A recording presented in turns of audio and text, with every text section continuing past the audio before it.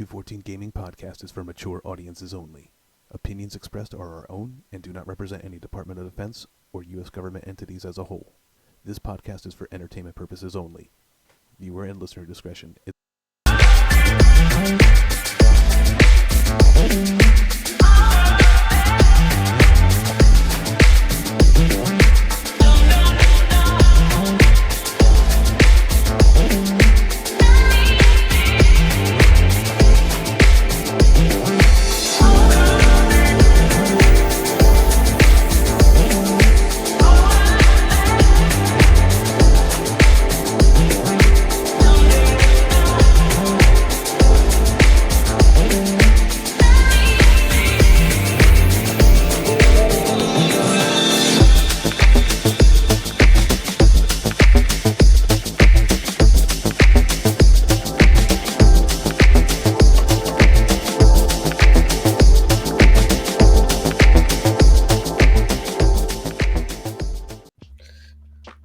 You motherfuckers are in trouble now. Yes, they are. Yes, they are. Happy Sunday. Welcome to church. How y'all doing? Pretty good. And you know what? Because now you fucked up again, Joe. Because this is episode 8, episode 47. You are fired. Good and God. And it's funny Good that we're God. actually going to start You this fucking episode. suck. You told me you fixed that shit. No fucking way. Look I up. quit. You can't fire me. I fucking quit. Look up. You look little up. But bitch. no, but you know what? Bet you Because won't do it. there's another Manchester. reason- It's not over, because another reason why he's about to get fired right now is because Jay, he broke Rule 9 twice in our Discord the other day. Uh-oh. And- Wait, what's Rule 9? Do you No want to know porn? what rule number 9 is? I will tell you No what rule porn? number 9 is right here. Keep all stream and business promotions to veteran or active duty owners. Do not Oh, share posts of no. streamers with no affiliation. Joe. And Joe. Fuck your life. Bing bong. yeah, so Although, here's the thing. I will give Joe a little bit of leeway on that, because if you don't kind of do a little bit of a deep dive on the Facebook gaming page, like, that is in fact a rule. And the reason we made that rule is because earlier in the history of DD214 gaming, we're talking about going back to like 2020 at this point. There were a lot of people sharing streams, and that was really good. And we had a lot of success with that in the opening stages of that gaming group.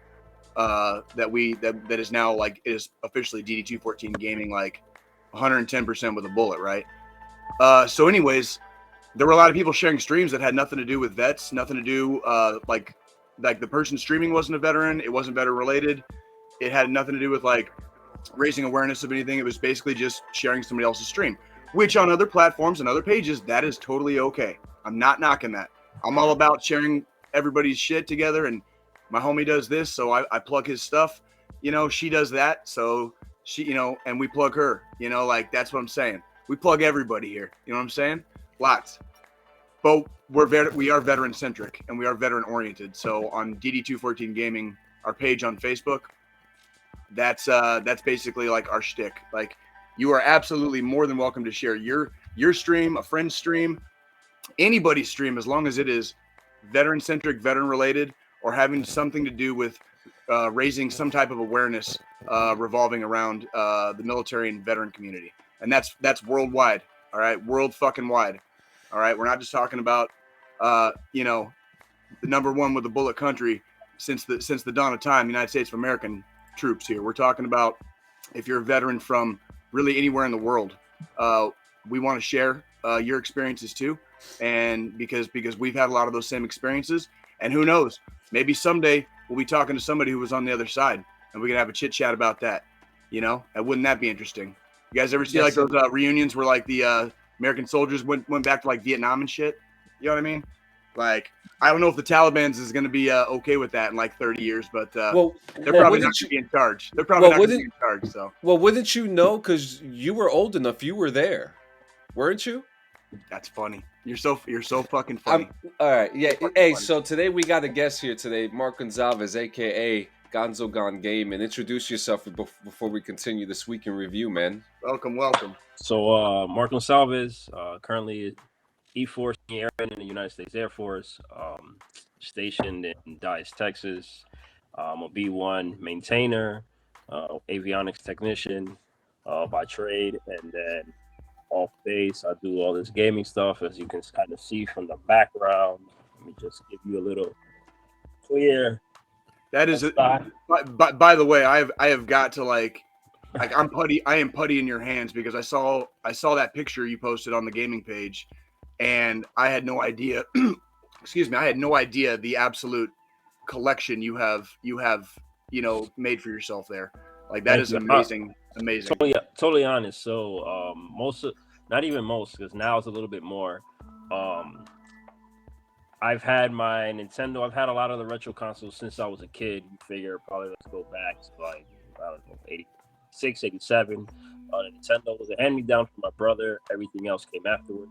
But a lot of this stuff I've gotten recently because, so let's see, wild shit happening around the world. Not gonna lie, everything's happening. It's there. We can't ignore it. Everybody's going through something mentally, emotionally, physically, whatever it is. Honestly, I started Gonzo gaming to cope with my mental health.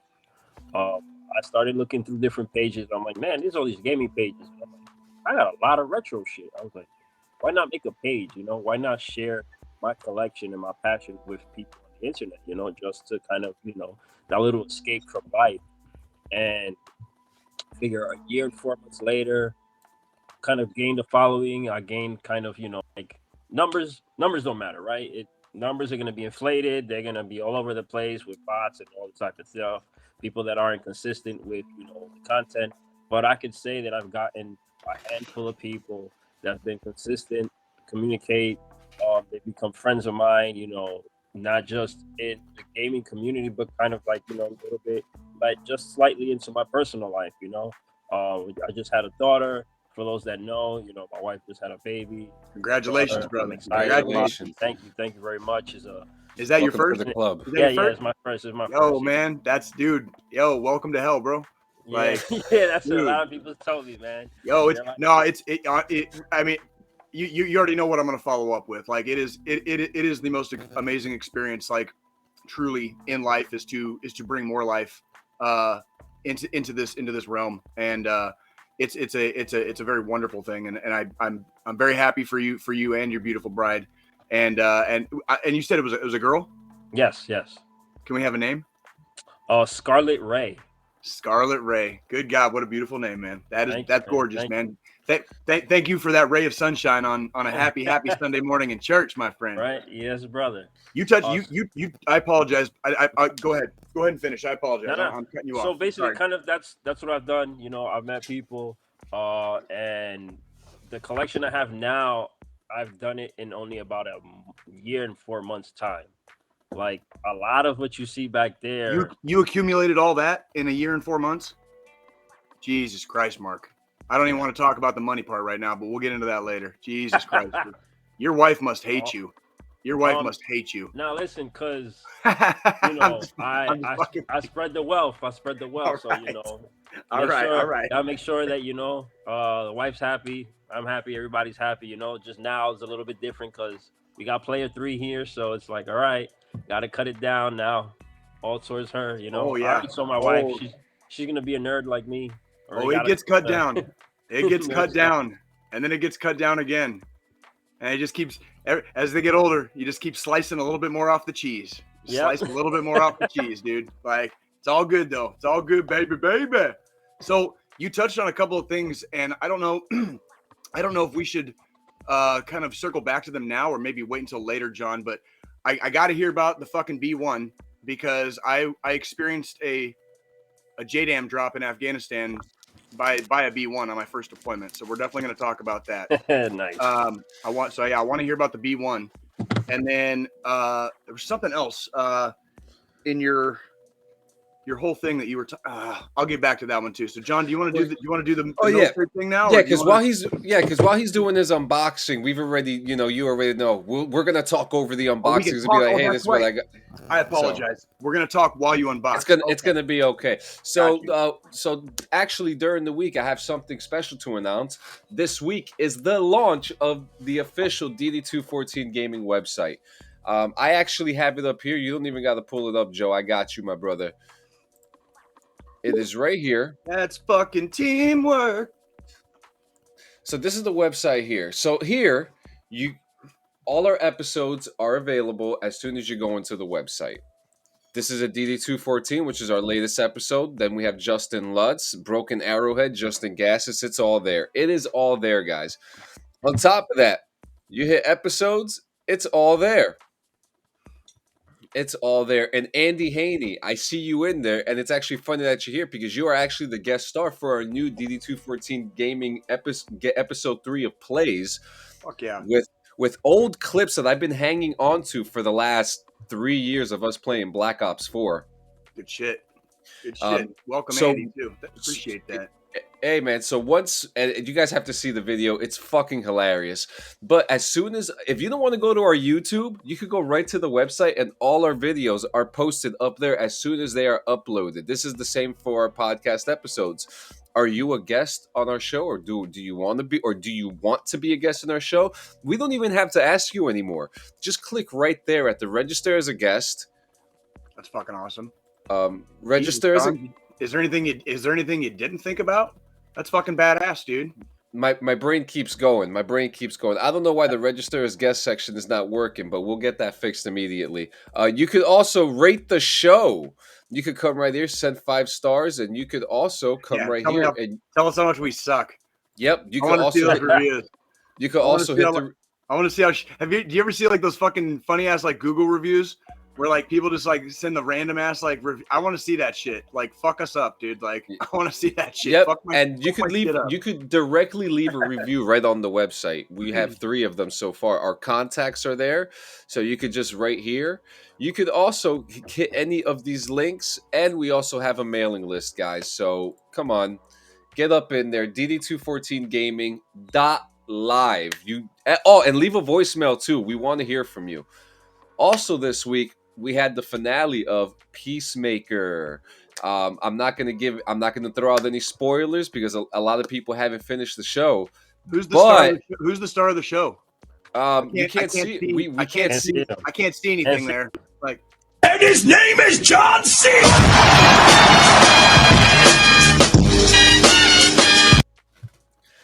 Yeah. All right. Anyways, the show. Was it good? Did you like it? Well, first, do you remember what my original rating was for the show? Put me on the spot. I'm gonna say I think it was like a 4 or 4.5 because I don't think you didn't give that one 5 stars, did you? So look at what our producer put. 2 of 10. Shut that fucking song. Shut that fucking song off. You can't do that on this show. We'll get a copyright strike anyway. So your original rating is 2 of 10. What did it just continue in the nosedive dog shit, or did it get better? Actually, remember, the problem wasn't the show. The problem was the intro sequence. That was my issue. That's why I gave the show 2 out of 10.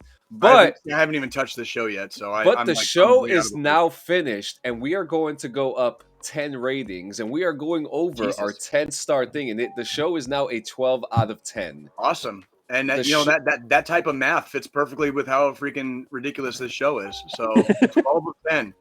And that's exactly what it is. But all I'm going to say without spoiling the show is that they have finally connected the DC universe. That's all I'm going to say. I gotta know what you're rating. Why didn't you just do the whole fucking Spinal Tap thing and just do 11 out of 10? You know, because like they got to turn the fucking speakers up to 11. No, we're doing. Am I dating myself with that reference? Is that? No, you're not. And you know what? I thought about it, but the influence came from my cousin, actually our cousin, Emmanuel LeBron, who actually reviews, these comic book movies and stuff like that. He does, and he rates them very fairly, and I had to agree with the 12 out of 10, especially with the ending. And sorry guys, you have to watch the show in order to know what happened. We'll talk about it next week. As is tradition, John, because of you, I might actually take a stab at it, because we're kind of me and my beautiful girlfriend Nikki are running out of shows to watch. So let me ask you this. Do you like unpredictable fucking action with gore and penis jokes? No. How dare that just sounds terrible as I wear my fucking Slayer shirt, no, how could I could not imagine enjoying random violence and blood and guts. And Do you like seeing white supremacists get their ass kicked? oh fuck yeah, dude, I fucking jerk off to that shit. I fucking jerk off to that shit. Are you kidding me? There That's you go. like fucking oh dude, that when you like lay hate on somebody that just absolutely has it fucking coming, dude. When you lay that hate, dude, like oh, it's orgasmic. Ooh. Well, there you go. That's Peacemaker. Sweet. Next. And next. Okay, so is it here, let me do mine real quick because I don't have like much to say. I have one more review. Oh, I apologize, John. See, I'm all out of sorts It's this okay. morning, man. I am so sorry. You know what? The show, you know what we didn't do before the show? We didn't do what we did last week and run down everything we were talking about in order. That's what we did. We forgot to do our I thought we did. We forgot to do our motherfucking back brief. See, Right, well, kids? okay. See what happens, kids, when you don't do your fucking PCCs and PCIs? People fucking die. Wait, People we kind fucking of die. did. Well, anyway, we can't give all the secrets away behind the scenes. But anyway, my last review, MLB 22, the show, the tech test has happened this week, and let me tell you, I'm only slightly impressed, and I'm going to tell you why. Really? I'm only slightly impressed, but I'm going to tell you why I'm only slightly impressed. First off, the game is a lot of rinse and rewash. The graphics look the same. The players, Shohei Ohtani is the star of this game, and let me tell you, it's great. The tech test gives you the opportunity to go into Diamond Dynasties, and yes, motherfuckers, I did make the New Jersey Veterans once again. Nice. And what's so interesting with this is that all the Diamond cards are free, so you could build the team that you want, literally. I had Vladimir Guerrero. I had Fernando Tatis. I had Wade Boggs. You know I got to have my Wade Boggs. Yeah, I was going to say you did Wade Boggs on the last one. I remember that specifically. I remember that conversation we had we had a conversation about that on this podcast like a year and a half ago. Yeah, when the last game came out, when 21 came out. So I had to have Wade Boggs on my team. I had Keith Hernandez, Seinfeld's favorite. What colors did you pick? I chose red, white, and blue.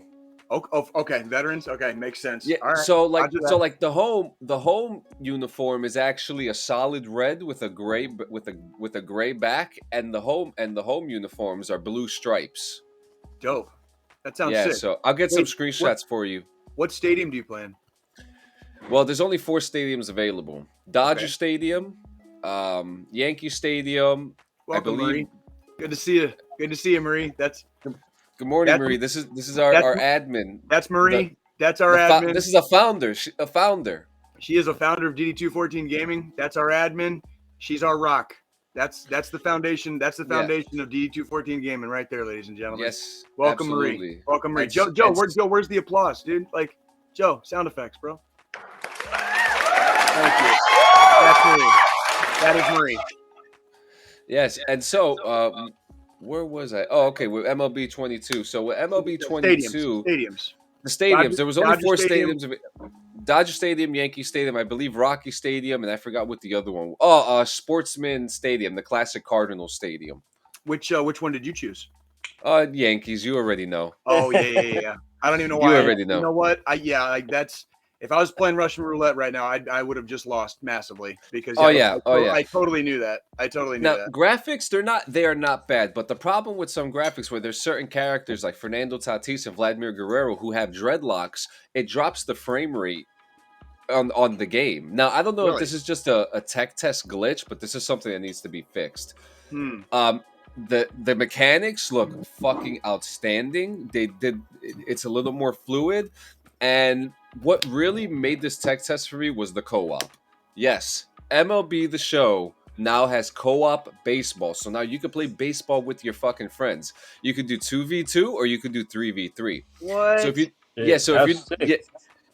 let me tell you, this is what made the whole experience fun for me. You now have, so if you're playing 2v2, you're either going to be the pitcher, you're either going to be playing as the pitcher with the infield in control, or you're going to be playing as the whole outfield. Okay. And then you take turns batting. With 3v3, you're either going to be the pitcher, the infield, or the outfield, and you take turns batting. Interesting. And it works. The only problem is that you can't trust anybody to stay in the fucking game because they always leave. If someone starts getting a fucking wipeout, they leave. Oh and they need to find a way to either like, I guess, punish them to make sure, like, do like a time punishment.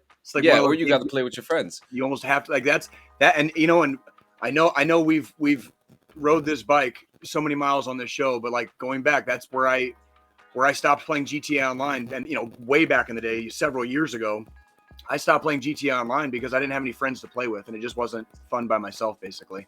And that's I can see this game, the show, quickly becoming that online if you're not playing with a literal friend of yours. Exactly. So in saying that, I'm looking for a team. Let's get a 3-man squad going. Let's Somebody hit let's John do up. this. This guy's Yeah, a because- baseball freak. Today, and I will be one of those teammates for you, my bro. What happened? I'll download it for you today. It's on Xbox. Look Yeah, at that, Joe. Look at Joe just swooping in for the save. Yeah, and this is Swooping in, another just okay, and this is cradling John in his arms. Like, so my review number for it right now, I'm expecting the show to be a solid 8.5, but for this tech test, it's getting a 7. It is not bad the glitches. because of the glitches and the graphics on it. Everything looks fine, but the co-op, if they can find a way to make it even more fun, they're already right on the money. Like they did with Madden with the Yard, where you could play football with your homies. Now you could play baseball. So I'm excited for it. Yeah. Let's That's go and not to mention too, we've seen this rinse and rewash thing. I can't even speak. This rinse and rewash shit with WWE games, Madden games. Right. You know, dare I say it? Super Mario games, Call of Duty games, Battlefield games. every franchise ever at this point in Yeah. in modern American gaming. You know what I mean? Absolutely. Like I was gonna say. I think moving forward, because I think we talked about this either last week or 2 weeks ago. The direction that gaming is going, and how so few companies and or franchises are going in the right, what we would call the right direction, right? As far as like bang for your buck, customer satisfaction, putting out finished products at release and not 6 months down the road, whatever. But not to retread that bike, but we've been talking about this. What it sounds like is that they're basically just tweaking. They already know what they did right last year, and they're just kind of trying to tweak it right now to make it a little bit better. And I think that is a good direction for not only MLB The Show as a franchise, but just gaming in general. If it ain't fucking broke, don't goddamn fix it. Did we not learn this lesson in the military, kids? If it ain't fucking goddamn broke, don't fix it, please, because you're just gonna fuck it up. That's And it. now let's hear what you did this week, man. So I will go through this as briefly as possible. I've had a hell of a week, and it's been an emotional roller coaster. But we are going to talk about all of that probably in about 7 days on probably next week's podcast. But I got some DNA results back from Ancestry.com, and I'm adopted. I'm an adoptee basically, and I have been my whole life. I was adopted as a 2-week-old baby, right? And so there was news. So I will spare everyone everything this week, and we'll kind of talk about that, and we'll talk about a lot of the feelings that are associated and different reactions that people might have. And adoption is one of those things that's a very heavy and a very touchy subject for a lot of people. And so this is a very heavy topic. So we're not going to do it in the middle of having Mark as our guest. So we will save that one for 7 days, and and we'll I'll make sure to. How many hours? 168. There we go. 168 hours. I remembered that too, by the way. Yeah, I like that. I like that you remembered that. That's funny. In other news this week, in continuing Jay's Roadhouse fantasy, I did security for a gentleman by the name of Eric Church, big country singer. Really good singer. The guy has good vocal cords, right? I realized very quickly, though, why I really didn't know very much about him or know who he was before I went. And he's a huge country star, by the way. Like, the downtown Kansas City was a madhouse trying to get to the arena, right? But the dude sounds like almost exactly like Garth Brooks, and it's a very, I guess, what you would call like a pop country. So I recognized a couple of his songs because I've heard a lot of my soldiers are in the country. I've heard him played in bars, over the years, whatever. But really seemed like a really cool dude, was very into his fans, and like did a lot of interacting with the fans. And I thought that was really kick-ass of him. So even though I might not be a huge fan of this guy's music and really have no clue about who he is, as a performer, I really like the fact that he had this like 360 stage, and I was at the barricade, so like I was at the stage basically, and just watching this guy do his interactions with the fans and just how much he cared about the people that cared about him, that kind of touched me, right? But overall, it wasn't the Roadhouse I was looking for this week, so we'll try again next week. So that was my week in review. Wow, that was actually the shortest one you've ever done. Oh, by far. Well, by far. Like, but we have a guest, and he has some shit to do, and I have questions about the B1 and his service in the Air Force because I remembered a couple of questions that I forgot earlier. So let's get as far into that as we possibly can after what? When we come back after this small commercial break, we are going to bring back a game called Sex Position or Gamer Tag, and nice. two, along with everyone who's watching, is the audience, and you guys have to figure this one out. So, yeah, we'll be right back after this with that. All right.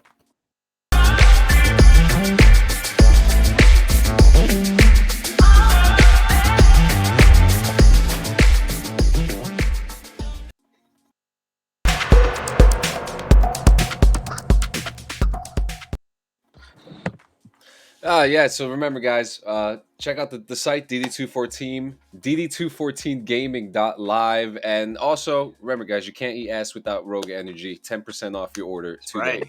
Use Before DD214 I went to Eric Church the other night, I fucking chopped up like 3 mad fucking rails of that shit, blasted into space, and then somehow found myself in downtown Kansas City at an Eric Church country concert. Kids, if you want to fly high, you fly with Rogue. By the way, DD214 does not consent to the use of Rogue Energy outside of how the instructions are given. We also do not consent to the use of anything inside your nasal cavities that is not approved by a medical licensed professional. Damn, that was good. That was good. You got the executive producers laughing. Woo! That was great. All right, we are going to have to do some of this parody commercial. All right, so ladies and gentlemen, hey, is there any way you can get some game show music for us real quick? What you got, Joe? While he's doing that, so guys, if you remember our last iteration of Sex Position or Gamer Tag, the rules of the game are you have to figure out if what we're giving you is a sex position or a gamer tag, and we will be describing what the sex positions are, and these are even crazier. Now there is a wild twist to all of this. Joe has put underscores in each and every single one of them to make all of them look like gamer tags. Okay. So this is it. What do we got? Did you get anything? Any music? Hey, John, what happened to the overlay sounds you were playing last week during story time? You got that shit? That might work. Oh, this? Oh, there we go. Might be a little loud. Ladies and gentlemen, thank you for coming to Sex Position or Gamer Tag with your host, Jonathan Sanchez. And today we have U.S.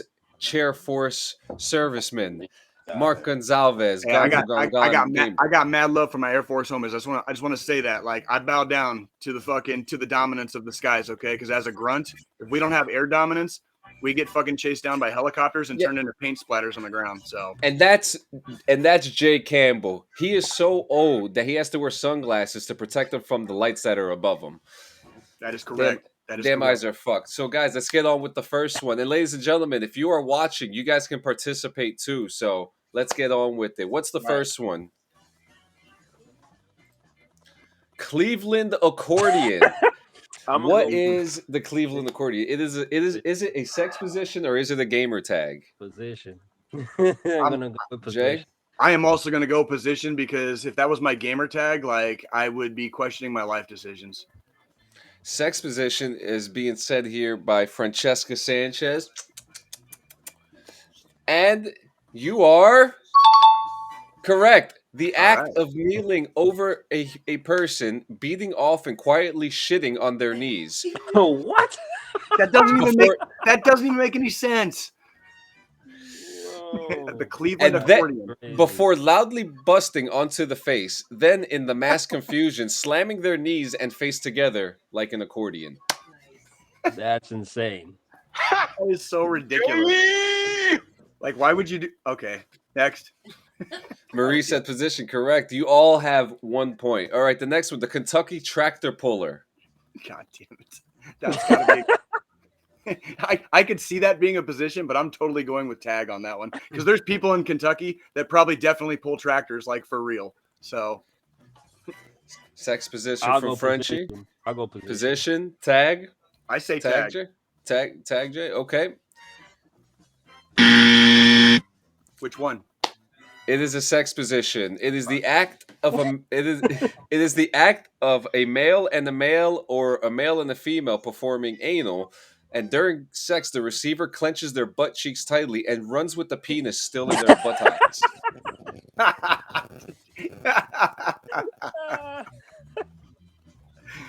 Next. track. The flaming snatch. Gamer tag. I'm gonna go position, just because I'm already down. I'm already down one, so I got nothing to lose at this point. It is a gamer tag. Hey, 3 for 3. Now, just so you guys know, these Jesus. are actual gamer tags that I've looked up, and these gamer tags have been banned on these services on Xbox, PlayStation, and PC. Yeah. Next, That was a good one. It's funny. the breakneck dookie. Tag. Tag. I'm gonna lose one eventually. I'm not gonna go perfect on this. You're just all you're doing is flipping a coin, brother. Yeah. And you still got it right. See that shit? See that shit? It is a You still got it gamer right. tag. Look at you. Look at you. What are you like 4 for 4, 5 for 5 at this point? Who fucking knows at this point? But I'm already down 2 at least. in Wilson. Gamer tag or sex Tag. position? I don't even know. Yeah, I'm gonna say tag because I don't even know Let's what flip that the would relate to. coin. We're gonna go with position. Damn. The Owen Wilson is the sex position. Just like it sounds, the O in Wilson is named after perennial cutesy nice guy Owen Wilson. In this act, it's important to surprise your partner with a sudden entry. Also, for the purpose of the act, you refer to your partner as Wilson upon entering to make the pun work. Note, only the moment of penetration is a surprise, not the act of sex itself, as that would be kind of rapey and more appropriately referred to as the fatty R buckle. Oh my god. Got him! So remember, guys, the sudden entry is the surprise. Okay. I love how they have like a separate position for the rape one. You know what I mean? Yes. Like, and it already had a fucking name. You know what I mean? Jesus fucking Christ, who thinks of this shit? You know what I mean? It's hilarious, but good God, the Fatty Arbuckle. By the way, kids, if you want to do a little fucking Hollywood history, do a deep dive on Fatty Arbuckle. There's a reason that joke made me laugh. All right. Oh man. Okay, the next one is the spicy gringo. What is the spicy gringo, guys? That's me. Me. Nope. We're going with tag. I'll go with tag. God damn it! I really don't want to go against him, but I'm gonna say position because it does sound like a position. Like I could see something being called a fucking spicy gringo. It is a sex There you position, go, there ladies you and go. gentlemen. There you Tell me go. about this shit. The spicy gringo is the act of Oh, here we the go. act of stuffing someone's rear end with a volcano taco from Taco Bell and then eating it afterwards. What? Guys, I've done the spicy gringo. Fucking guy.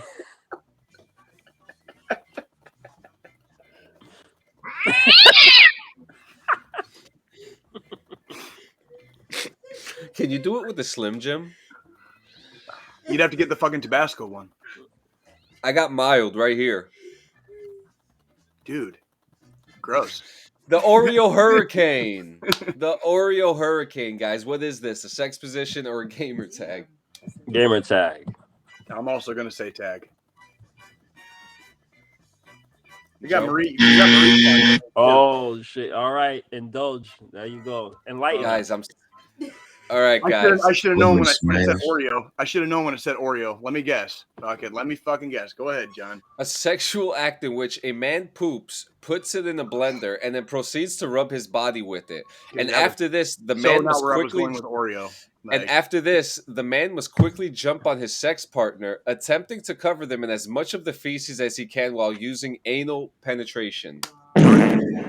John, That's insane. What John, the- what I gotta ask, bro. What's the fascination with poo, bro?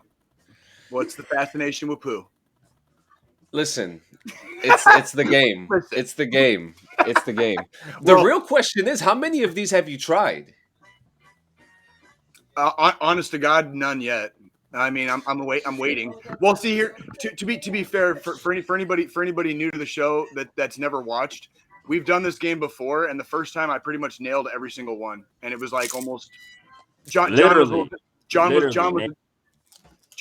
little disappointed because he thought he kind of like so this time he has picked much harder ones. Obviously, like I'm not getting some of these because I've never done them, motherfucker. heard of them, done them, maybe.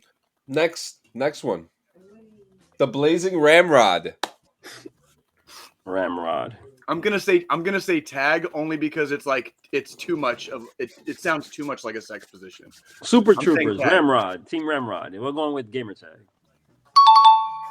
Gamer tag. That one was easy to call out. That sounded too much like a sex position. That the Immediately sus. the women are getting this. They are getting this. Oh yeah. So hey, I got a question. So since that last one was a tag, like what would a blazing ramrod be? Like if we had to make up like the actual position, like what would we call a blazing ramrod? Like what I we would call say that? getting Cheeto dust and spreading it on a condom and then doing anal penetration. That would be a blazing ramrod. Fire Cheeto dust. Fire Cheeto To make the dust. blaze. I think I was maybe gonna- you just have to put the How about- powder in the old butthole and then shove her on I in. got you know you. what I I mean? got you guys. We can combine like this shit like Voltron.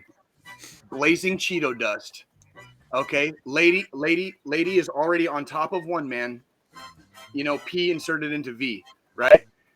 Cheeto dust comes in, you know, to DP, and the blazing ramrod is that moment of penetration where she like kind of arches her back, you know, like kind of like the blazing ramrod.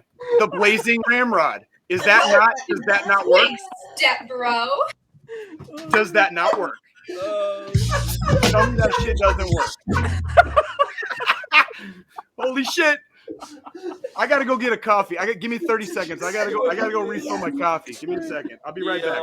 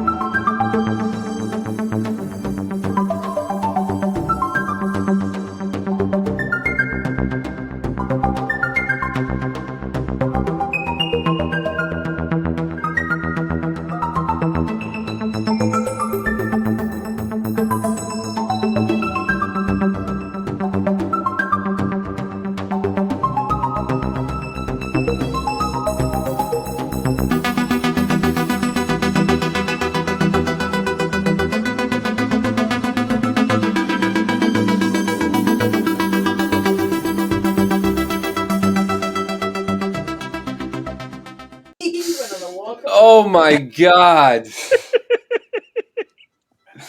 Holy shit, man. Oh man. Put up the next ones for when he comes back and we'll get the crowd going. Yo, that's insane, yo.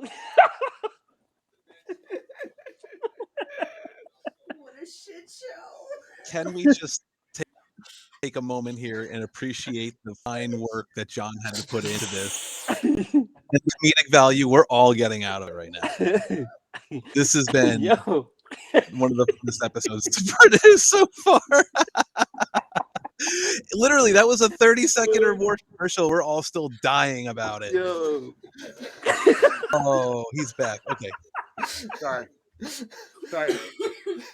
On to the next. You must practice that a lot, Jay. I don't know what you're talking about. Yo. Bro. I don't know what you're talking about.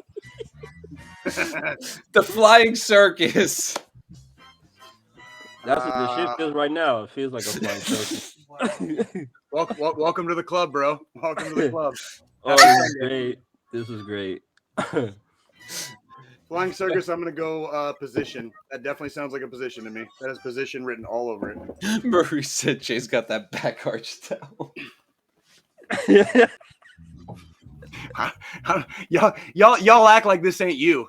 Y'all act like this, like behind closed doors. Y'all can judge all you want. Like, all right, I'm not like, you know, This, like man, ain't you no, guys ain't can no boo- you judgment guys here. can- That shit was spot you guys on. can.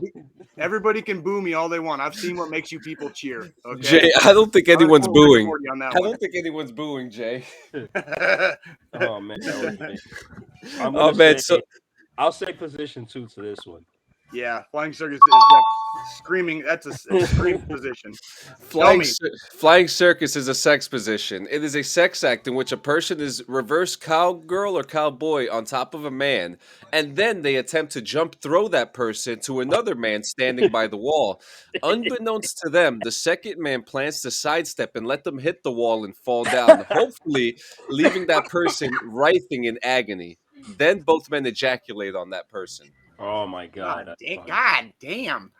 God damn. Like, 8214 does not condone abuse of no, any the fuck we don't. shape, form. People have their own kinks and fetishes, and if they want to get thrown, they want to get thrown. Rich, yeah, as long as you're cool with it. Yeah, fuck. Who comes up with this shit? Like, and man, the acrobatic stuff too. Like when I was in my youth, acrobatic stuff. in my youth, it was kind of fun to do some of the acrobatic stuff. You know what I'm saying, dude? But like, motherfuckers, I'm like 41, dude. Like, I ain't trying to like throw my fucking back out, dude. Like you saw that arch. I'm trying to keep that arch pretty. Okay. Like, you know what I'm saying? Like I got to keep that arch pretty, man. The ass is fat. All right. Like, oh man, we got a few more. We got to run through them. Next one. Go. Are we in a hurry today? I'm sorry. We did the breakneck dookie already. Did we? The frenzied Sanchez. I mean, I know one. I'm fucking staring at him right now. I mean, just saying. Hashtag just saying. Everything is Sanchez related. You have to go position because if it's not position, it's just a play. It's just a play on the on the position, right? Gamer So, tag. Going I gamer say tag. position. And Francesca and Marie, or Francesca says tag and Marie says tag. Or yeah, both of them say tag. I'm sorry. I say It's position.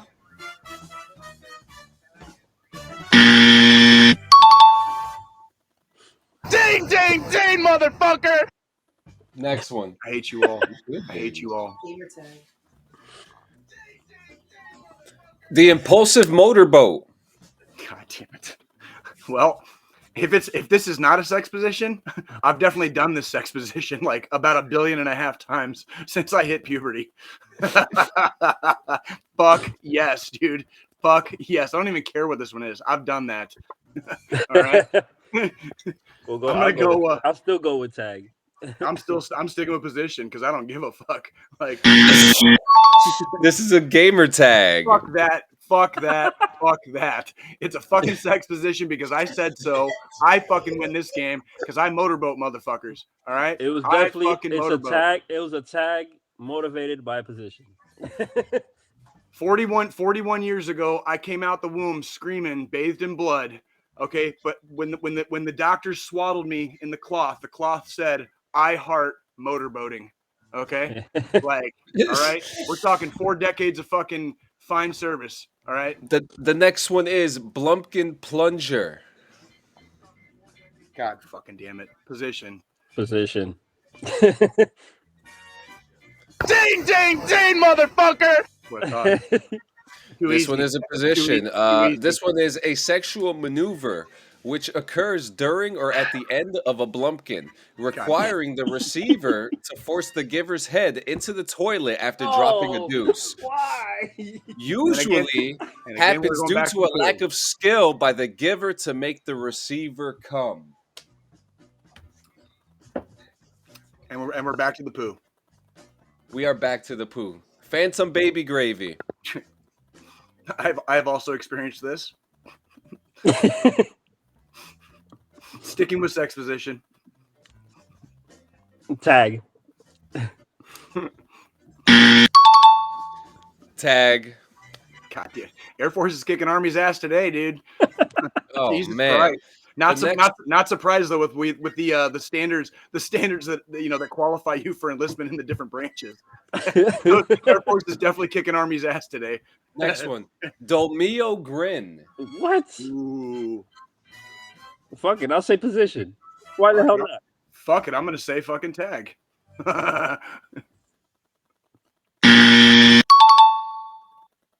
Joe, you're so confusing with those. That doesn't. It's a tag. It's a position. Oh, It no is- way. Wow. It is horrible. John. John, Do you want Are to you know gonna- it? are you gonna get us banned? I guess. Are you gonna get us banned? I think we're already gonna get banned already. Good. Look, then we can finally like fucking hit up. We get, dude. If we get banned, that's probably even better because then it just makes us like more, gives us more notoriety, right? Like, so All right. So the Dolmio grin is what happens when you go down on a woman when she's on her period and you get blood all around your mouth. It's called a Dolmio grin because you get a similar effect when you have lots of pasta topped with Dolmio sauce, i.e., the Joker from The Dark Knight. Hey, motherfucker. Hey, dude. No, that you know what? I gotta pause right there. In the Oh, no. in the 80s and 90s, it was not called a Dolmio grin. It's called fucking blood wings.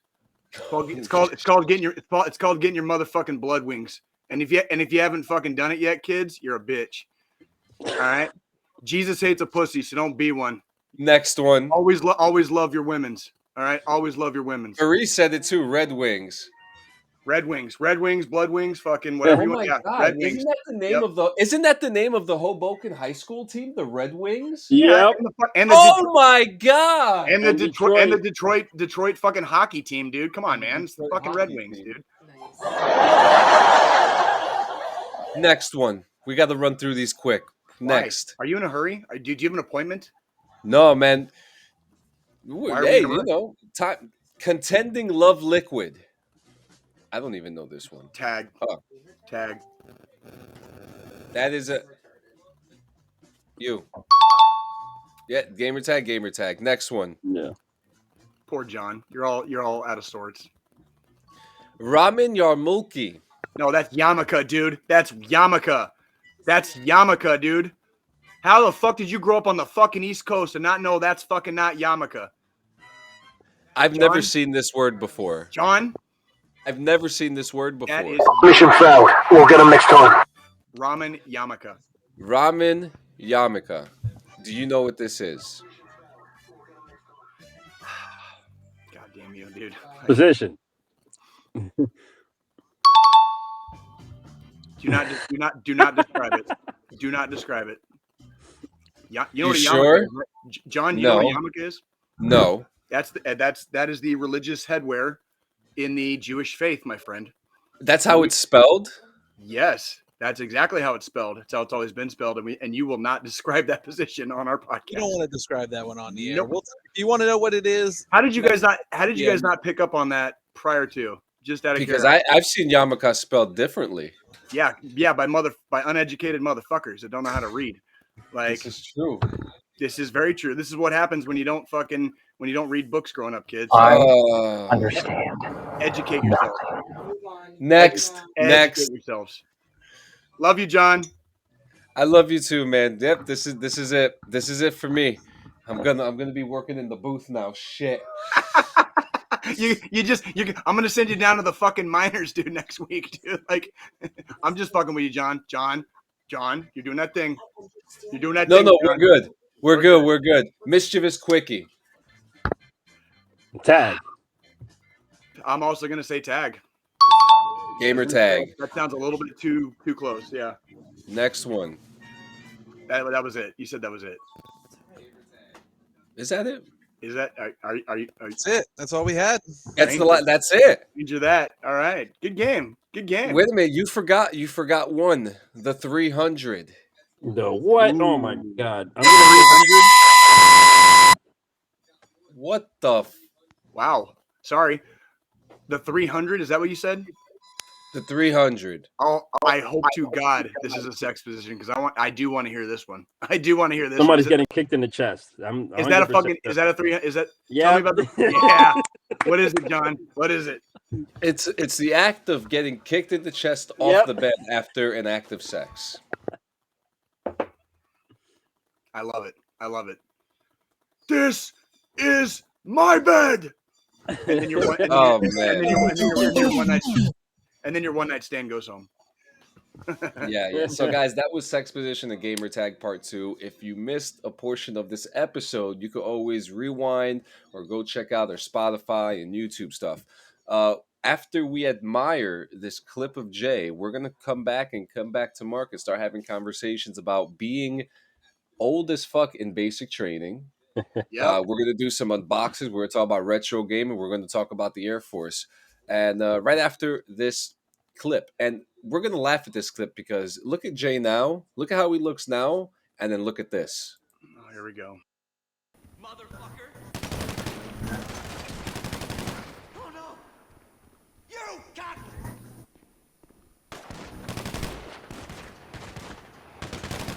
poser.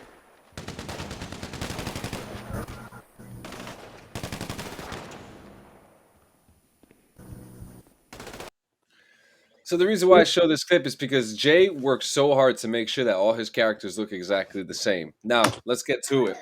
Okay, real quick. I just want to address that because when we were kids playing wiffle ball in the street, and having like pickup football games and stuff, whatever. It was all, when we were kids, it was always like, hey, I'm George Brett, I'm Wade Boggs, I'm gonna be Joe Montana today or whatever. I had this one friend, his name was Canyon Alice. Actually messaged, he messaged me earlier this week actually, but this guy Canyon Alice, I really looked up to him because he's about a year older than me, growing up in Tucson, and always looked up to this kid. I grew up in the neighborhood with him, and we would always, all the rest of us would always be like, yeah, I want to be this guy, that guy, whoever, sports hero, right? And Canyon would always say like, today I'm gonna be myself.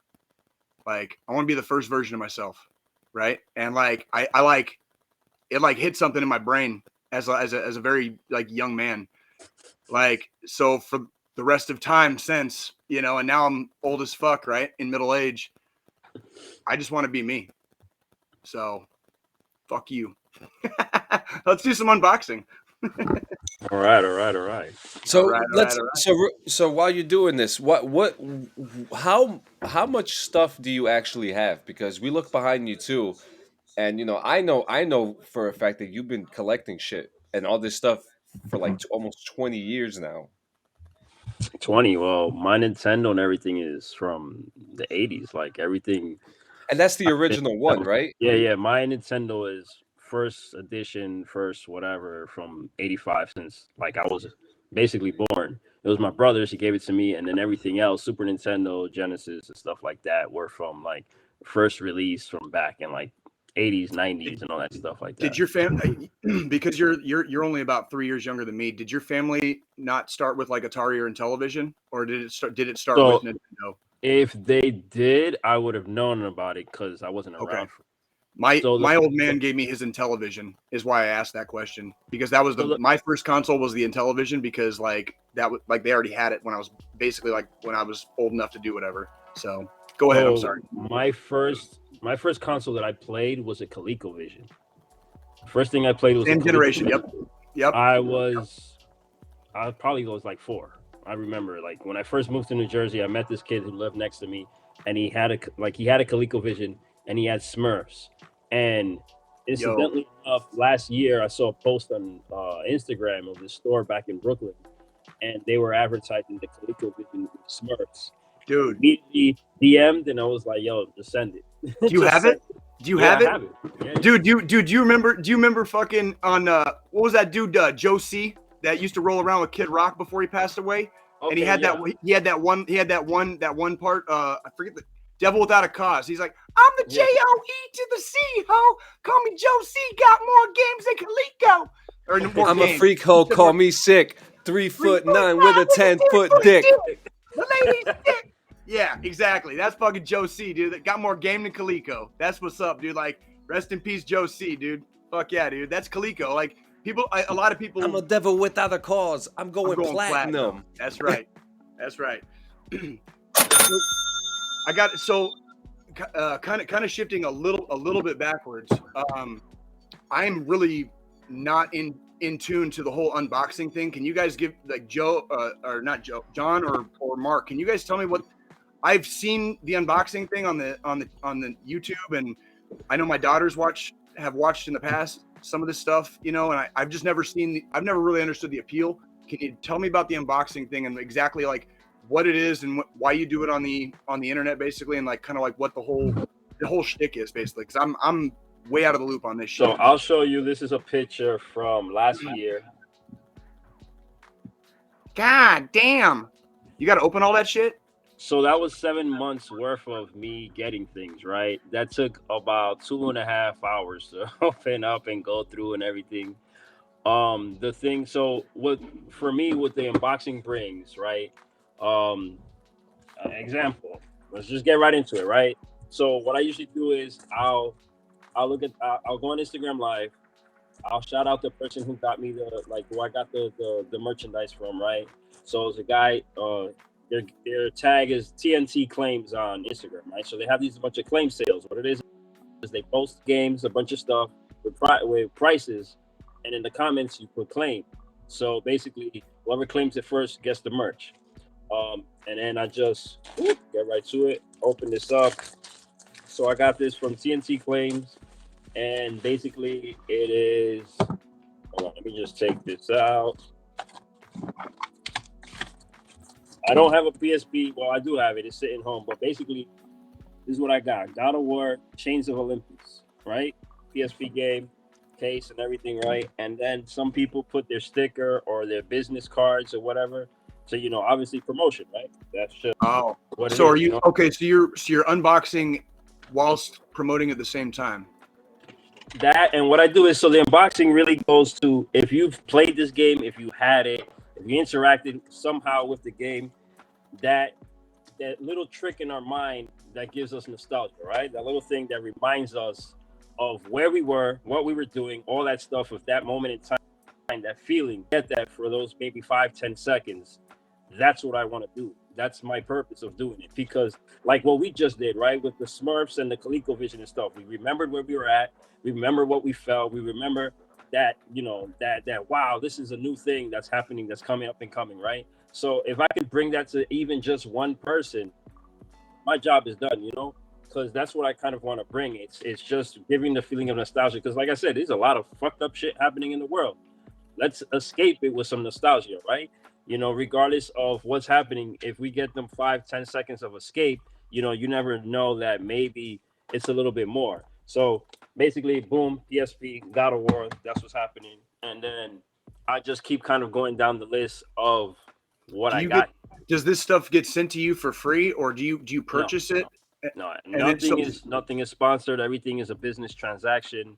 It's all with guys who collect games, guys who go out and purchase them and then resell them. It's just a whole community of gaming, retro gaming, collectibles, stuff like, you know, like even Funko Pops and stuff like that. Even comic books, all types of, you know, like everything that's like from back in the day that I wanted, that I never was able to get as a kid. Here I am, fucking 38 years old, and I'm getting it now. Like, example, the Power Glove. There's no way I was gonna have the Power Glove as a kid. Like, my parents didn't roll like that to get me a Power Glove.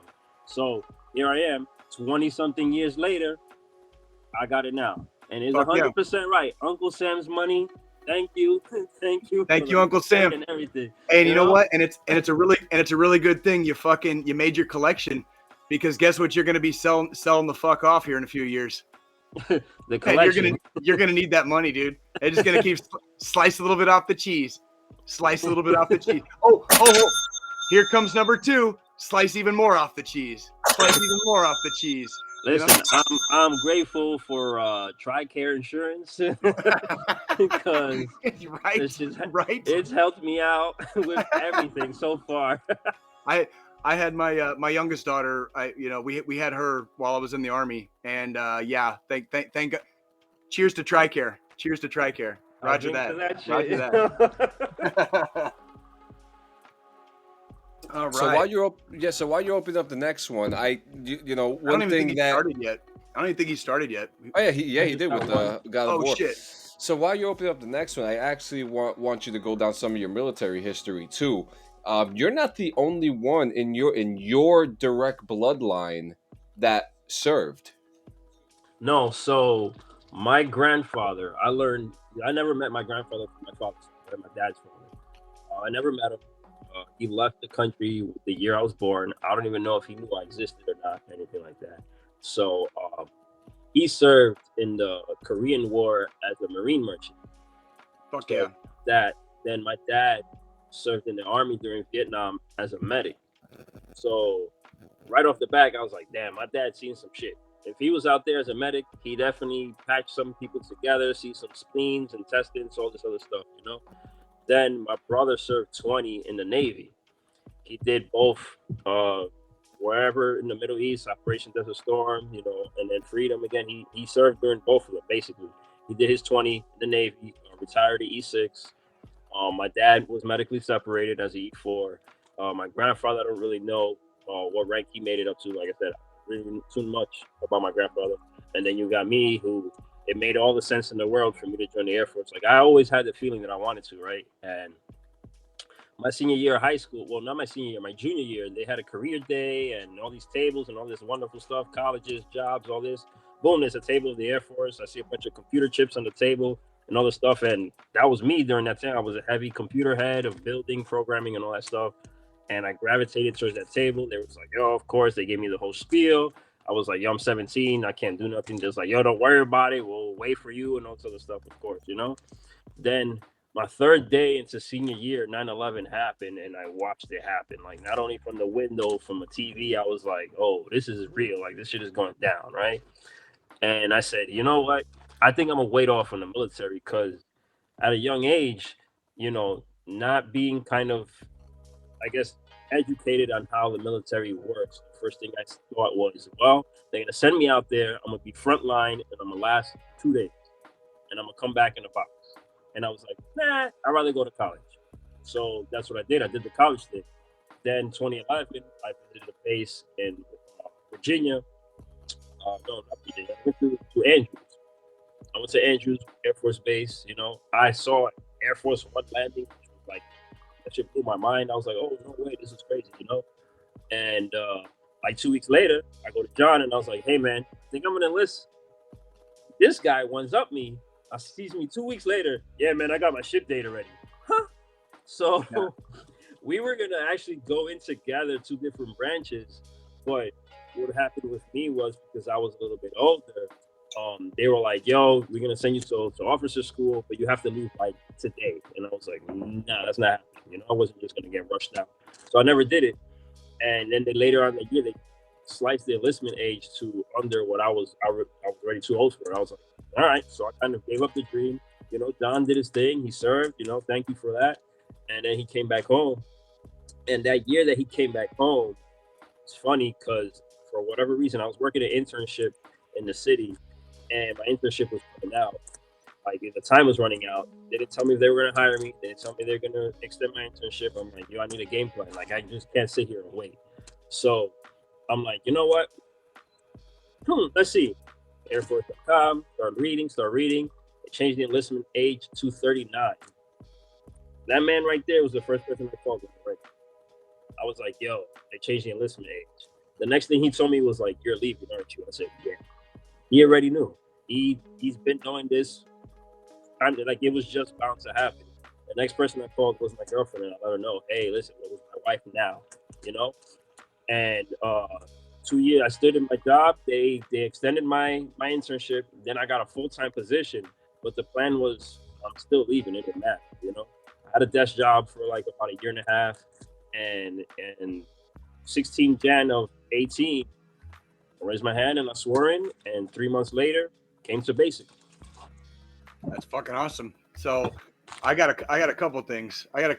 So I got to say, first off, especially living not only on the East Coast, but being in direct proximity and actually viewing it kind of as it was happening, being around the, you know, in the immediate vicinity of the events of 9/11, I can tell you're an intelligent man, because having that kind of self-awareness at a young age, you know, like when you're a junior or senior in high school, and having the self-awareness to know that I'm not cut out to be on the front line, right? Like that's good. That's not a bad thing. That's exactly why like not every job is shooting a gun, and not every job is doing all the so-called cool guy shit, right? Yeah. And I'm glad that you had that kind of self-awareness as a young man, because that's what gets people killed sometimes, is that youthful kind of like rush, you know, like just to get to the front, to jump out there, to do all the things you saw growing up in Rambo and Commando and freaking, you know, all the fucking action movies, you know, you grew up on, whatever fucking you saw in the 90s, whatever you saw in the early 2000s, and thinking that actual combat and conflict is like that, because it's really not at all. And there's not the fuck at all. there is an extreme reality behind what you see when you are forward deployed, you know, downrange basically. And we'll get into that like maybe later on. But what I really want to hear about is, because I share this experience with you and I want to hear about yours. What was it like going to basic training as an older, you know, enlistee, basically as an older recruit? What was your experience in basic training like? And by all means, like, please continue opening and talking about what you're getting as you're talking. Yeah, like, okay. yeah. I need you both to shut the fuck up and open up your fucking packages. Hey man, fuck you, bro. So I got a fucking, I'll keep us here all day. I'll keep us here all day. Old ass thermos with Pokemon, and I was like, yo, this shit look pretty cool. You know what? I'm just gonna get it. So I'm looking for the lunchbox, because probably can't see it back there. This little there you go. That right there. That's how do weathermen do it? How do weathermen do it? Yeah, right. It's a Dick Tracy lunchbox that I saw back home, and I was like, badass. I had to hop on that. So being an older person in basic training was fun, right? Because, you know, I got roasted by all these young guys. They were like, the oldest after me was probably 28, I think. So you got 34, 28, 26, and then basically all 18, 19, 20-year-olds. One kid turned 21 in basic, where we were all like, yeah, but you can't drink, yeah, you know, like bugging out and shit. Fuck you. You don't get to have a beer fucking legally until you get out of fucking boot camp, bitch. It's like, we gotta wait till we get out of here, right? So it was cool, you know, they called me grandpa and all this other shit, but the dope part about it is that I was able enough to be in a flight of guys who, like, even though I was older, they welcomed me in, right? And they welcomed me in with the shenanigans, with the shit that they used to do during basic. And I wasn't really uptight about a lot of the things. So, real quick, Game Gear, I know you remember that. Oh, fuck yeah. I never had one, but I remember the John, did you have a Game Gear? John, did you have a Game Gear growing up? I think you're muted. Brother. John, did you have a Game Gear growing up, brother? I did not have a Game Gear. So I had the Sega Genesis, the 64-bit and the 32-bit, but the Game Gear I didn't get to touch yet because my first handheld was the Game Boy. Okay, and Joe, our producer, you said you did. Joe, tell us about the Game Gear as you were a kid, like growing up. I remember it clear as day. Like, I begged my mom for the fucking thing because my babysitter's son had one and I got to play it. Awesome. It got all fucking hooked. Batteries, takes 6 AA batteries, and they drain fast. You could get all sorts of cool shit for it. You can get a radio transceiver for it. You can get a TV antenna and shit for it. You can get, I think, the Game Shark. That was a pretty big deal for it at the time. But I had Aladdin and I had Sonic and I had a couple other games, and I never really made it too far because, like, for some reason I couldn't get past the mechanics of some of this shit. So, like, I sucked at gaming on it, so I gave up on it. This is basically just a shell, right? It's missing a cover here. It's all kind of all jacked up. The reason I got it like that is because I plan to mod them. So what I'm gonna do is I'm gonna mod the screen, I'll mod the battery pack to it, and so that it can use the basically like cell phone, and I can use a USB-C charger on it. Because I've seen people do it, right? And how do I do this? So in my job here in the Air Force, they teach me soldering, they teach me how to wire maintenance and stuff like that. So I'm gonna take what I learned at work, and apply it to obviously my personal life, and open this, change the screen out, and do all types of fun shit with this game. I also love how you've tied unboxing to mental health and kind of as a thing to kind of, you know, keep you, I guess, grounded, if you want to call it grounded in reality, basically. You know, that's me and John have gone back and forth on this podcast. I don't know how many times over finding those little things that just kind of keep you grounded in reality, so that when the I kind of liken it to a car when your alignment's out, you know, and you're driving on the interstate. You're driving on a very functionally straight road, right? But if you let go of the wheel, the car starts slowly doing this. You know what I mean? And the longer you let it go, you know, before you correct the wheel, basically, you know, the more extreme it gets. And you know what you're describing and kind of tying this whole thing to mental health and not just memories. You're doing this and tying them to good memories, and you're using those good memories to use your I guess your mental faculties that are still not damaged yet, right? Absolutely. to stay undamaged, basically, if that makes sense. So, and I like that. I love that. What's that? Game Boy Pocket, right? God damn. See, Game Boy Pocket. The Game Boy I had when I was a kid. Is that the one with the light? On the back, it was like a backlight behind the screen of it. No, I mean, so some of them did. You could put a light to this, and you can attach a light to it. But this is the one he's probably talking. Yeah, I was gonna say I want to see. I know this dude's got like everything. Yeah, well, that was obvious. Is that the original? That's the This is the brick. This is the. I was gonna say if that's the original, that's what I had. Like, you couldn't even fit it in your fucking back pocket. Like, there's like. It was portable. It was portable, but you pretty much had to have a case for it, because between the Game Boy, the games, and like extra batteries, you pretty much had to have a case. So like this shit, it's portable. Like, I could take it to the kid, you know, my homies across the street. I can take it to his house, right? But yeah. If we're going on a road trip, that shit needs its own case, basically, if that makes sense. So we got Back to the Future Blu-ray. Oh fuck yeah! You guys want to know how old I am? I remember seeing Back to the Future 2 and 3 in the theaters. Mega Man 1, the very first one. I beat that motherfucking game. I beat that shit. Fuck yeah, bro. Let's see. I'm just going to start grabbing random shit and opening. You guys could keep asking me questions about. I got you. I want to hear tell me about the motherfucking B1, dude.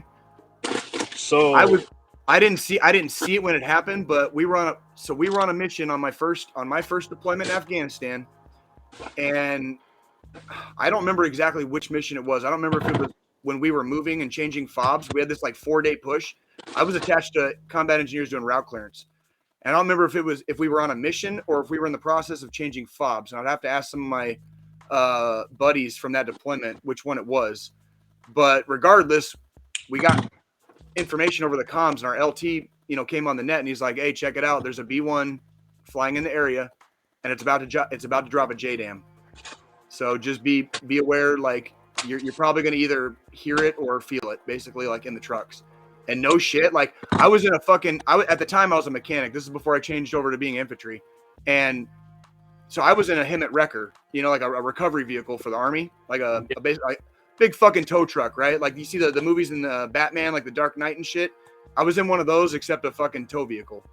And I still, when that thing went off, when the JDAM fucking went off, you felt the thump like inside the fucking truck, like no shit. And I don't know how far away. I did not visually see the plane or the fucking ordnance go off, but we felt it on that drive. So it was like, I remember that. Tell me, please, about the B1. I want to hear about this, because everybody knows about the stealth bomber. The fucking B2 is so pretty, looks like a flying wing. Tell me about the original fucking tough hombre flying bomber, please. So B1B, the bone as they call it, right? Me as a kid, the reason I wanted to join the Air Force was because of the B2, right? Of course, like you said, the B2 is the one that takes all the freaking cake, right? So when I came in, I had the option of either doing maintenance on the B1, one of the fighters, and I believe the E8 or something like that. So they stuck me here in the B1. And when I got here, I was in processing in my squadron. And I remember the building just rumbling. And I was like, I look at the guy that I came out of tech school with, and I was like, is that a fucking B1 leaving? Like, is that taking off? And he's like, no, there's no way. And then the guy in front of us who was like escorting us to the in processing and all that stuff, he turned around and he just laughed and he goes, yeah, that's one of them. And I said, no shit. And so I've been on the flight line when they're taking off, and you feel that shit in your chest as it's taking off. And I was like, fuck yeah, you do, bro. insane. Fuck yeah, you do, bro. The craziest rush was that I was like, yo, this is wild. And like just knowing that I have my hand in part to putting them up in the sky and them going to do whatever it is that they're going to do wherever. Oh yeah. It's And fucking boy, did they do insane. Like the big picture of it, you know, it's boy, like, did they do it well. They do it so well. yeah, you know, it's so dope. Like just being a small thing to a bigger picture of everything, right? You know, and it's just like, yo, the B1 has some power, man. It has some serious power. What it can do as far as airtime, it could travel from here to the side of the world and back, I think damn near in like one flight or something. And they were explaining it to me. I don't have the exact correct information at the top of my head right now because they told me all this stuff when I first got here. And then after that, it's just learn my job. So I can tell you a little bit of what I do without breaking OPSEC and all that other stuff. So basically, the components of the B1, the electronic components and like a lot of the, I guess, stuff that the B1 contains. So they take it off the jet, they bring it to my shop, we connect it to test stations, we run it. It tells us, hey, this circuit card's messed up, or this is failing for this, or it's failing for that. We switch a circuit card. We'll tweak a little, damn it. We tweak a potentiometer. We'll calibrate some of the stuff in it, and then we run it. It says it passes the test for what it was failing for. They take it, throw it back on the jet, and the jet goes and does what it got to do. Tell me a lot of people that are probably not familiar with some of our Air Force jets. Tell me about the swept wing design. Are you familiar at all with that? Not so much, but I know like basically. So the B1, it could go from where the wings are closed like this, so it being flat open, right? So as it flies here over a base, it's usually open. But when it's got to kick it to that high gear where it's going to go, all of a sudden the suckers go like this, kind of in, and it just, and then the B1, I think the altitude, the lowest at one of his quickest speed is like almost like 800 feet. So the sucker could ride really low and really fucking fast. And hey, John. That B1 is just insane, man. Hey, John, I just wanted to give you a heads up. I'm about to blow your mind, okay? Are you ready? Okay. All right, Mark. Does the B1 obviously carries ordnance like bombs, right? Does the B1 have guns? So, I already know the answer to this, by the way. So I'm just asking you. I'm not trying to. I'm not for me, right? For me, I can't even tell if it does. It doesn't because I've never seen it. I've never seen it. That's okay. But I know there's one thing on it that it can do that is don't talk about it. Yeah, no, just the B1 as they told me is a bad bitch. That's just what I'm saying. Here's the thing. The B1 bomber does not have guns on it, like firing bullets. The reason why is because it flies faster than a fucking bullet can travel.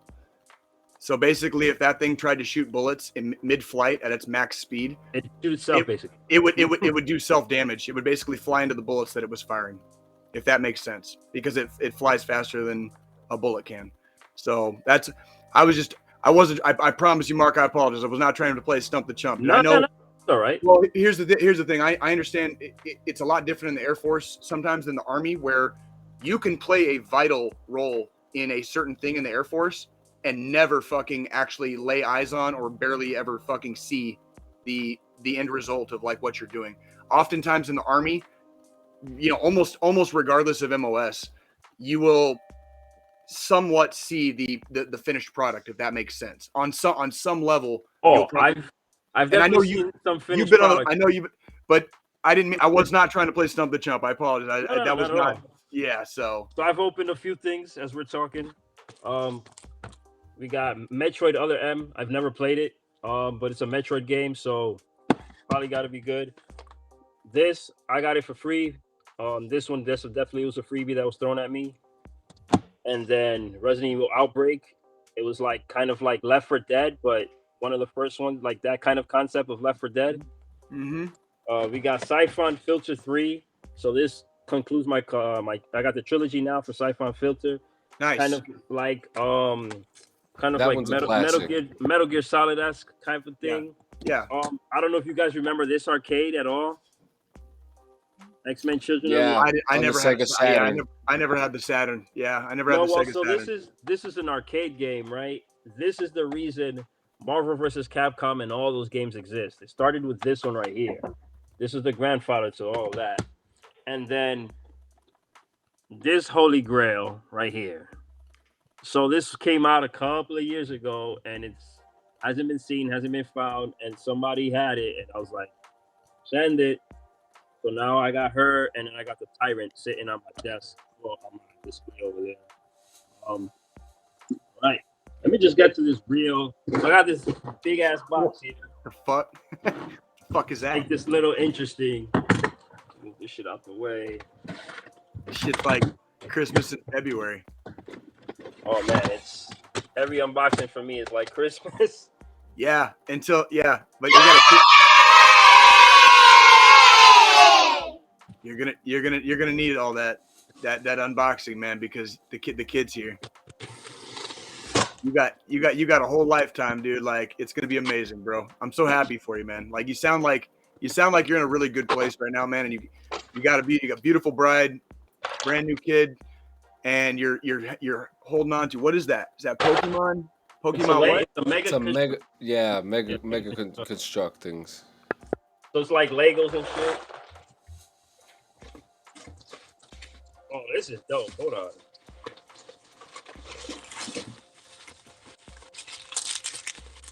Shit.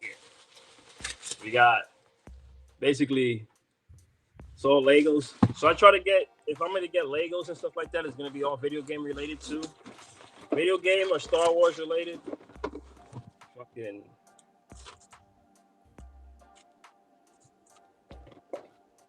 I think it even comes with a track or some shit.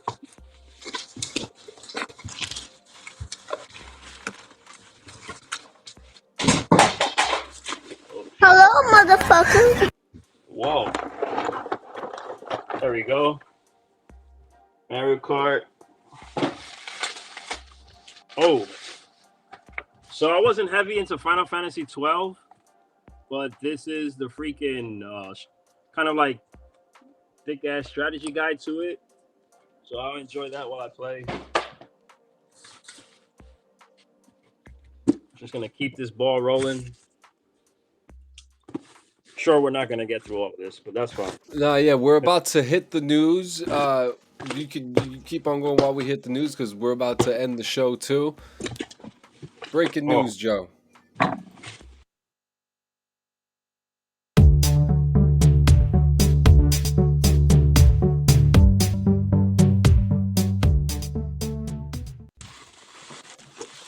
So, first things first. While he's opening those things up, we got. What's the first thing we got, Joe? Put something up for me. Is it the Walton Goggins playing in Fallout?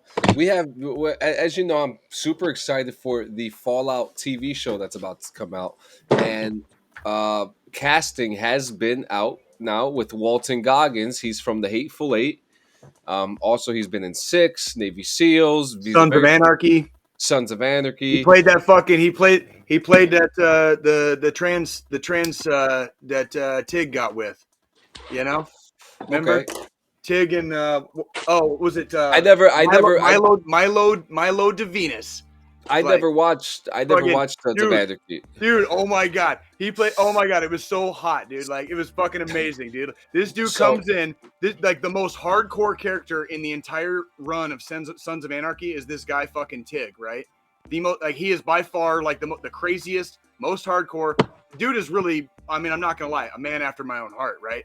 So in some like one of the later seasons, they encounter this wild ass character played by Walter Goggins, and it's a transvestite Walton. it's a transvestite slash transsexual, and Milo Venus. And one of my favorite lines, Milo, dude, yeah, dude, and like, yeah, dude, and like, one of my favorite lines out of that entire run of that TV show is, "Never judge a book by its penis."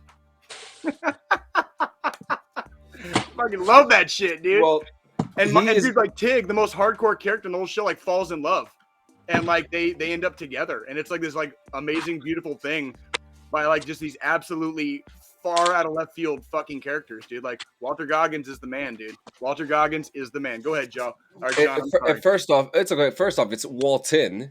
Walton, my apologies. Walton, and he's actually going to be playing now. What the description says that he's going to play a lead character, a ghoul. Now this ghoul, I think you got the picture up in the next tab. He will be. It seems to me that he will be playing a character named Gob. Gob is a character from Fallout 3 who was a bartender at a bar called Moriarty's, which was in Megaton. If these are clues to who his character is going to be, I am super excited to see Walton Goggins play a fucking ghoul. Cool. Okay. Yeah, this show's going to be on Amazon. The show hasn't started. The dude definitely has the forehead for it. Yeah, and let me tell you, yeah, he really does have the forehead for it to be a ghoul. And let me tell you, if they're going the direction of not showing a vault dweller until maybe halfway through the show, I'm interested in that, because that's what the vault dweller is, the lone wanderer. What you got? What you got, Mark? So we got Silent Hill 2. I don't know if anybody's played it. Classic one right there. We got Street Fighter Alpha, the very first one. Final Fantasy VII Crisis Core for the PSP. So it's basically the story of the actual character of 7, which Cloud was cloned after. I believe that's Zack. Yeah, I'm gonna say that's it. Game Genie for the Sega Genesis. Nice. I remember the Game Genie. For those of you kids that are too young, video games used to come with without cheat codes. So if you wanted to beat the game, you actually had to beat the game. And the only way a lot of games didn't have save points either. So you had to play 6 to 7 to 8 hours a game, depending on how long, to beat it. If not, you're asked out. You ain't ever gonna beat that game. Yep. So, I remember growing up having to put your fucking game on pause and go to sleep, so that when you woke up, you wouldn't lose the whole fucking game and the like how far you've gone in the game and shit. Like I wasn't fortunate enough to leave my shit on pause because I tried that once and woke up to a shut off console. Damn. We got Power Stone loose disc. Nice. For Dreamcast, House of the Dead 2, and then the Dreamcast gun, the light gun for the Dreamcast, so I can play some. Oh, there you go. All right, let me see what else I got coming up right here. So this one was interesting. I got it from an auction, and it was a quite live auction. Like it was hyped up because there's just a lot of people trying to get this game, and I ended up throwing my piece on the table, letting them know that I ran the yard in that auction. And I kept telling people, run your pockets because I'm gonna run mine, and I beat him in this auction, and I ended up winning in the auction. So we got it's kind of a not so rare game, but it's kind of rare. There wasn't that many copies of it. Let me get it out. Streets of Rage 3. So this wasn't one of the common ones. The common one, 1 and 2. 3 was kind of on the less common side. And then I got that. And I also got the Spider-Man game. Never played that one. And I got Red Steel and Umbrella Chronicles. Oh, and this old throwback Super Mario Brothers card. Oh, before anything, let me do The one thing I wanted to do actually today. Yep, the main event, and then we do. Yeah. Yep. I could end it right here. So obviously, Gonzo Gun Gaming, something I've been doing for a while. I kind of want to turn it into a brand. So this is the first ever to be seen here ever. Not on my Instagram, nothing. So you guys got the exclusive scene of this. Oh, nice. I made some stickers. So I got those, and then these right here. Nice. The hollows. Yep. So basically, world premiere of my stickers. And I guess, yep, that's gonna be it for today. I know you guys got to do what you got to do, and I thank you for having me. This was pretty awesome. You guys kick ass. Yeah, and don't worry, we're gonna get some more information. Right? We're gonna get some more information right before we get into our final thought. The last bit of news that we have for the day. Basketball player, NBA basketball players Pokemon game interrupted by All-Star announcement. Oh yeah, Jared Allen. Yeah, so Jared Allen, Pokemon Legends Arceus, and was unable to. He didn't get the thing. Cavs head coach Bickerstaff said that Jared Allen was unable to pause Pokemon Legends Arceus, so that's what led to a quick conversation about him being named to the All-Star team. Allen seemed to appreciate the message and went back to playing. Okay. What? Yeah. All right. Roger that. Yeah. Fuck And yeah. and our last news for the day, there is a VA. This is very important. A VA is to overhaul disability evaluations for mental health and other conditions. Military.com is reporting that the Department of Veterans Affairs will change its disability ratings criteria for mental health conditions, sleep apnea, and tinnitus, part of a major overhaul of the review process to ensure that compensation matches veterans' medical conditions and needs, department officials say. The VA plans to update its schedule for rating disabilities, its guides for determining how it evaluates and provides benefits for service-connected disabilities. For example, for mental health conditions to include their impact on veterans' lives and abolish the 0% disability rating for any service.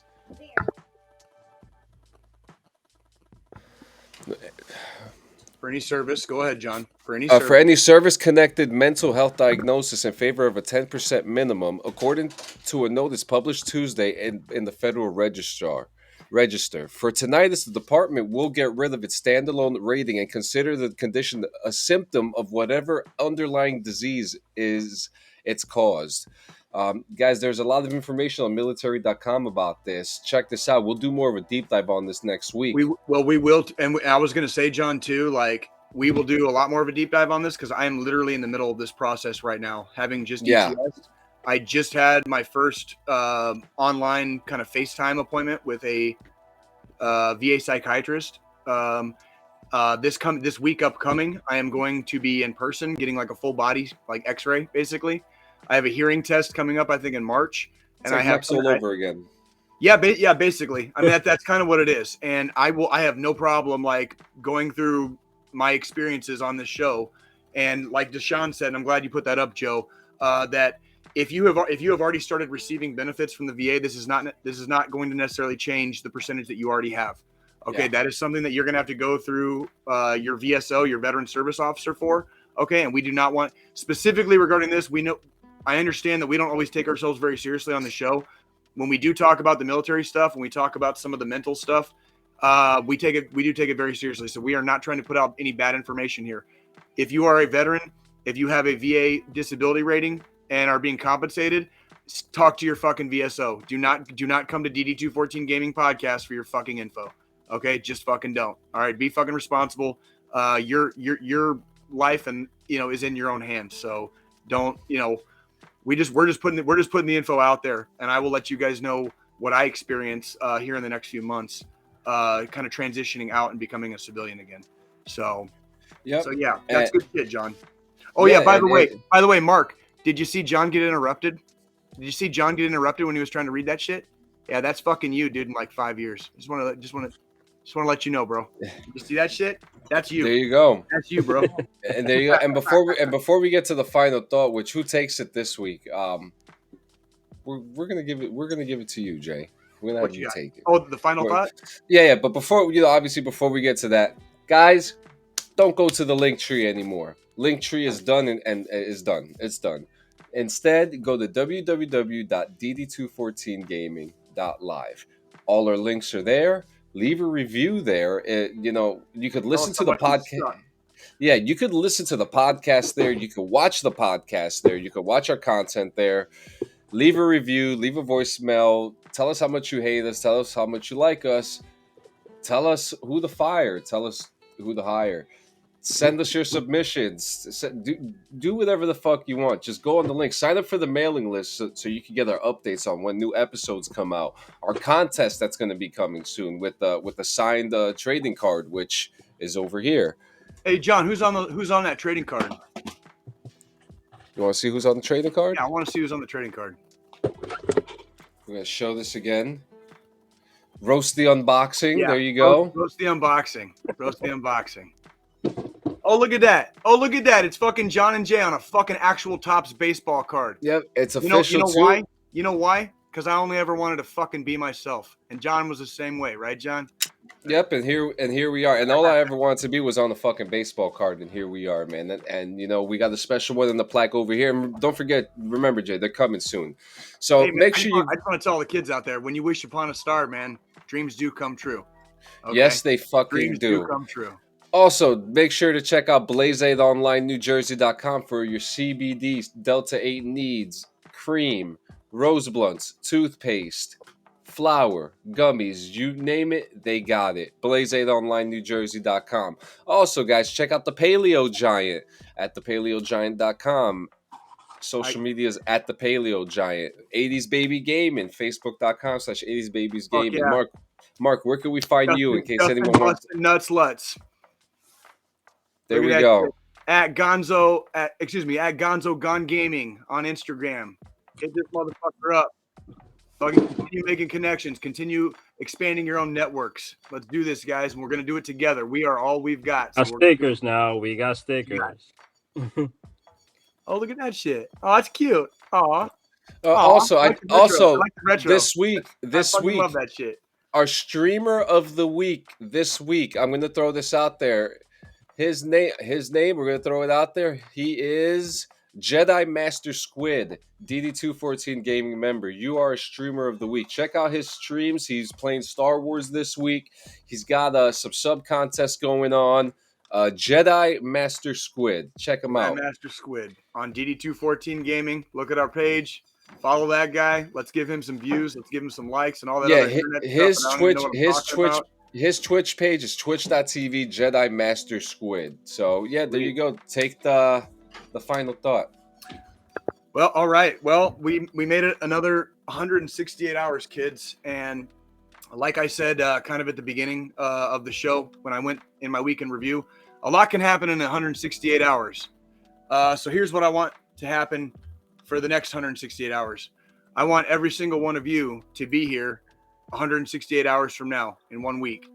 Okay. And the reason I want that is because I'm here to attest and let you guys know that everything can change in 168 hours whilst at the same time having nothing change, if that makes sense. Okay. And if it doesn't make sense, basically what it means is every day is a new day.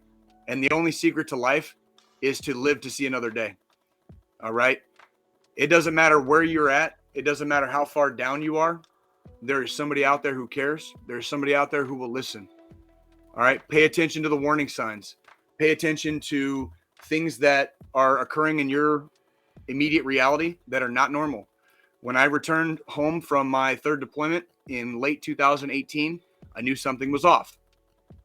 And by knowing something was off, I knew I had a choice, and I was facing basically like a very divergent path. I could either say something or I could say nothing and just pretend nothing is happening and try to watch the problem go away on its own, which when you're in your late 30s and early 40s, you know is not going to fucking happen. Because I have enough life experiences to know that when I make the choice to not do anything, a lot more, sometimes worse shit can happen, right? So take care and take charge of your own mental health. In 2019, this is about 2 years before I left the Army officially. I saw a therapist for the last 2 years of my active duty service, all the way up to last year. Okay, I will continue seeing a VA therapist and a psychiatrist probably into the foreseeable future. There is nothing wrong with it. There should not be a stigma about that. It is okay to talk to people. It is okay to have an objective third party there who has nothing to do with your entire life.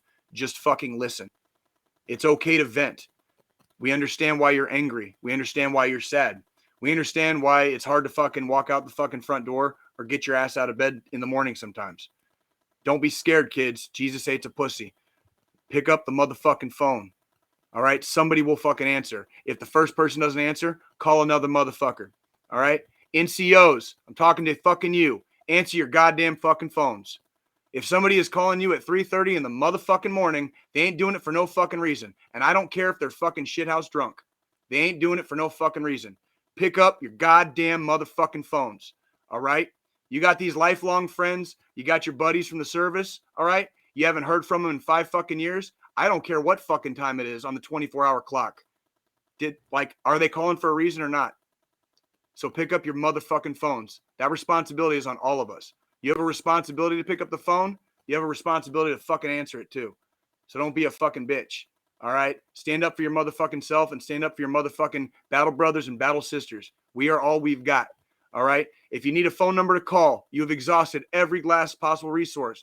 1-800-273-8255. That is 1-800-273-TALK. That is the National Suicide Hotline. Call that motherfucker. They will fucking talk to you. Somebody out there fucking loves you. Somebody fucking cares. Next week, we're going to get into some deep-ass emotional shit. It's okay to have feelings, kids. It doesn't matter where you've been. It doesn't matter where you're from. It doesn't matter how much you've seen. You have people that care. You have people that understand. We have a brother and a sisterhood fucking of shared experiences. And if we don't talk about it, if we don't share our experiences, we are doing ourselves and everybody that we serve with a great disservice. So get your motherfucking ass up, out of bed, off the couch, pick up the motherfucking phone, and have a goddamn good next 168 hours. I love you guys very, very much. Mark, thank you very much for your time. Your unboxing was the shit, by the way, dude. Like, I had no clue about this shit. I've never seen it. I'm out of the loop, bro. I'm just out of the internet loop. I missed a lot of shit from like 2010 until fucking October of last year. And so like, this was really cool. It's because you're old and jaded. I was gone a lot. I was gone. I'm making up a lot of missed time right now with my kids and stuff like that. And that's part of, we're gonna talk about a lot of this shit next week. We really are. We're gonna do kind of a deep dive on some I stuff. will say, if you want Go to ahead. see one of my in detailed unboxing, you hop on the Instagram. If you have, even if it's just 15 or 20 minutes, and you just want to see a taste of it, because they usually run 45 minutes, hour. Like I said, the last one was like 2.5 hours. But if you just want to see what it is, just go on my Instagram, look at one of the reels, and you'll see how I really do it. Because what I normally do is I'll open it and I'll go into if the game meant something to me, if I played it before, didn't play it, whatever. There's usually a backstory behind it. I know some of the games that I borrowed from a friend of mine that lived in the building who just so happened to get killed 10 years ago, and I didn't even know about it. So about 3 years ago, so that was, like I said, the shit gets emotional sometimes. It's just whatever nostalgic feeling, whatever happy, any type of feeling is that. But basically, you could just on my page for the unboxing and everything there.